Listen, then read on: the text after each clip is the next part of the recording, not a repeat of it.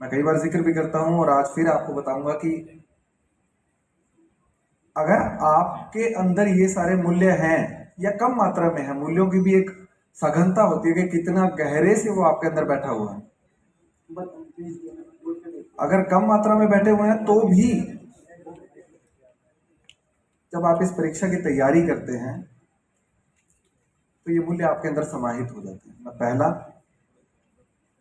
अनुशासन, discipline. Professor साहब जैसे बता रहे थे कि डिसिप्लिन बहुत जरूरी है।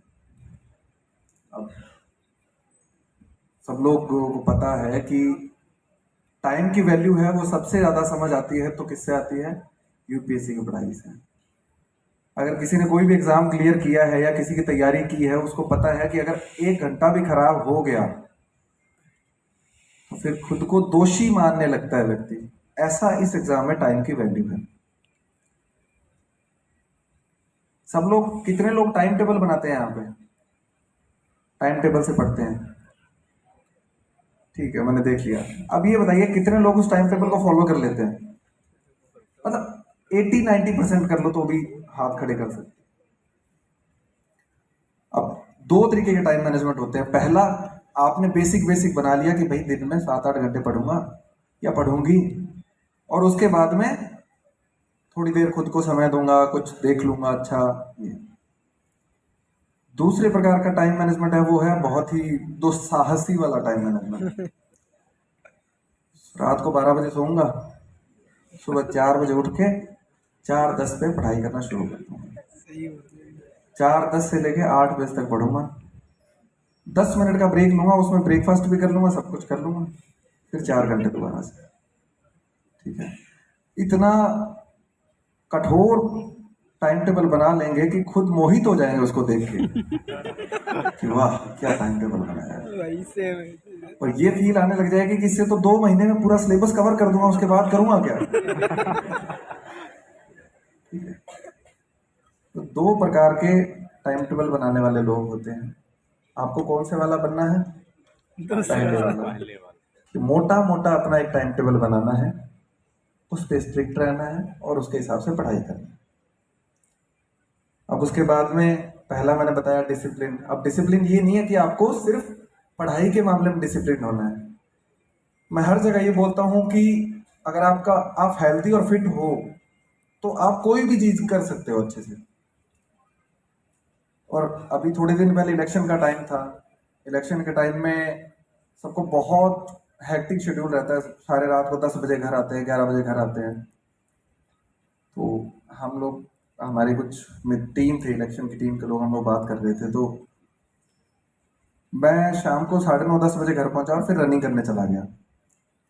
तो टीम के एक सदस्य ने पूछा कि सर आप अभी क्यों रनिंग करने जा रहे हैं इतने थके हुए? तो मैंने कहा यार शुरुआत मजबूरी में किए थे, अब अच्छा लगने लग गया। ठीक है, हेल्थ की जो आदत है वो एक बार लगानी बहुत थोड़ी सी मुश्किल है। मजबूरी क्यों थी? क्योंकि जब मैंने तैयारी शुरू की तो इतना 10 घंटे के बाद में व्यक्ति ऐसा हो जाता है कि ब्रेन काम करना बंद कर देता है कि कुछ समझ ही नहीं आ रहा क्या पढ़ना है क्या पढ़ना है। उसके बाद में अगर आप थोड़ा सा वर्कआउट कर लो तो वापस से आप काफी स्ट्रेस फ्री हो जाते हो, अच्छी नींद आती है आपको, फिर आपका ब्लड सर्कुलेशन सही रहता है, और उसके बाद में क्या होता है आपका फोकस अच्छा बनता है अगर आप थोड़ा सा वर्कआउट 20-25 मिनट का करते हो तो।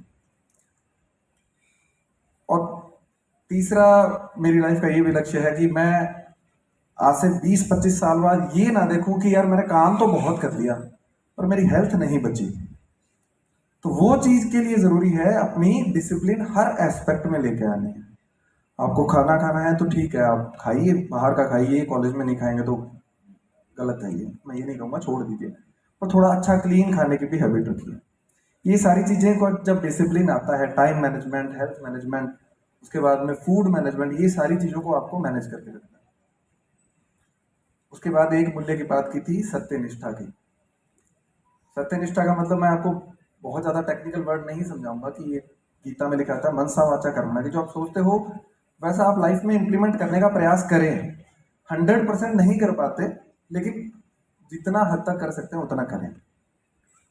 अब जैसे एक उदाहरण देता हूँ, आजकल सोशल मीडिया का टाइम है, पिछले कुछ सालों से सभी लोग यूट्यूब पे हैं, वीडियोस देखते हैं।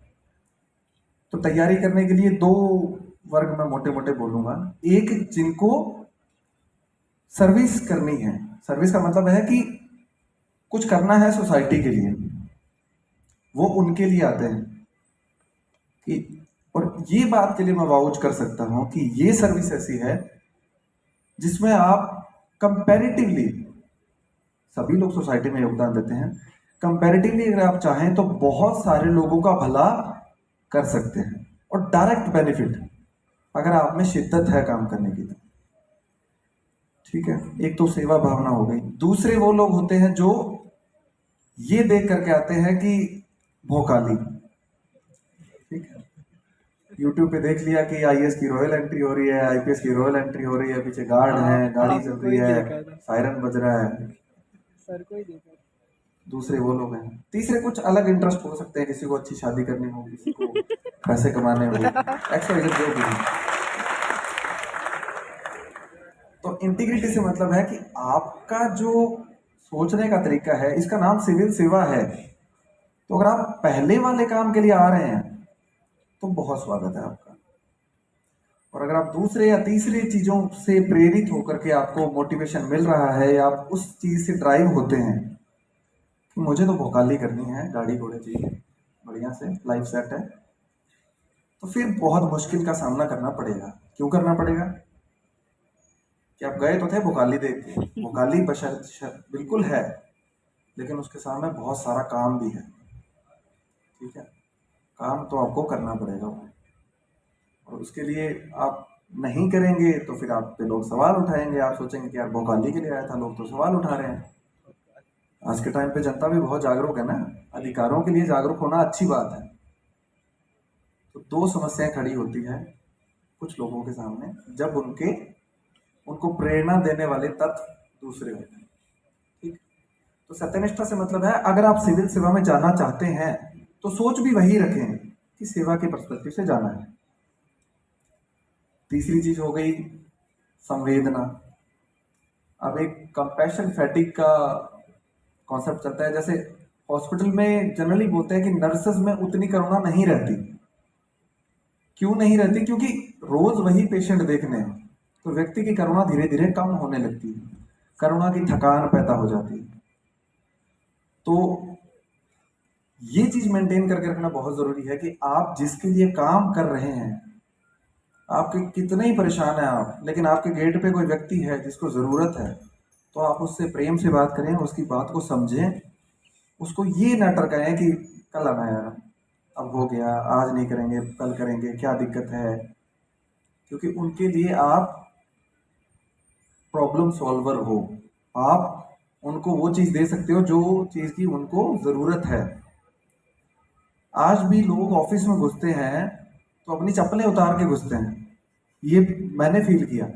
चप्पल उतार के घुसेंगे, चरण स्पर्श करने आएंगे, क्योंकि उनको भरोसा है कि ये वो इंस्टीट्यूशन है जहां पर आप लोग एक बड़ा प्रभाव पैदा कर सकते हैं।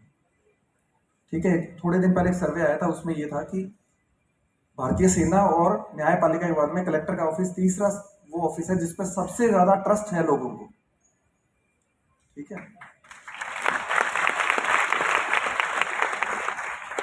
तो वो विश्वास है, जो लोक विश्वास, वो मूल्य आप सीखते हैं, आप डिसिप्लिन सीखते हैं, आप ये सब सीखते हैं। उसके बाद में एक सिंसियरिटी का बोला था प्रोफेसर साहब ने। सिंसियरिटी से मतलब है कि मैं कॉलेज टाइम में इतना सिंसियर स्टूडेंट नहीं था, फिर देते हुए मुझे थोड़ा खराब भी महसूस हो रहा है कि सिंसियरिटी के बारे में बात कर रहा हूँ, लेकिन सर्विस में आने के बाद मैंने सिंसियरिटी सीखी।